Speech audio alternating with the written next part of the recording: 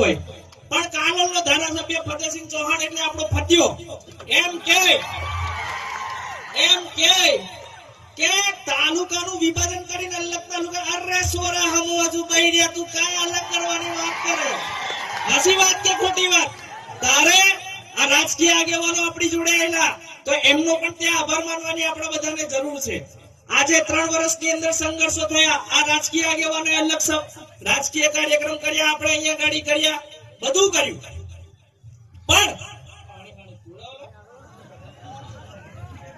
પણ આજે આદિવાસી યુવા સમિતિની જીત તમે કહો કે ના કહો, પણ સમાજની એક મોટી જીત થયેલી છે કે વર્ષો સુધી એવું ચાલતું હતું, હું કોઈનો વ્યક્તિગત વિરોધ નથી કરતો, પણ એક રાજકીય પરિબળ અને એક સામાજિક પરિબળ, અત્યાર સુધી રાજકીય પરિબળ એ મજબૂત હતું અને હું તો એમ કહું છું કે સમાજના આશીર્વાદથી મજબૂત રહ્યો.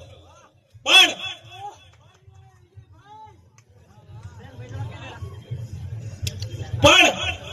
3 વર્ષની લડાઈ જે આદિવાસી યુવા સમિતિની આગેવાની હું અને મહેન્દ્રભાઈએ કરી, ત્યાં અમારી લડાઈ કોઈ ગ્રાન્ટની નથી, કોઈ સત્તાની નથી, કે ના કોઈ રૂપિયાની, કે ના કોઈ પદ પ્રતિષ્ઠાની હતી.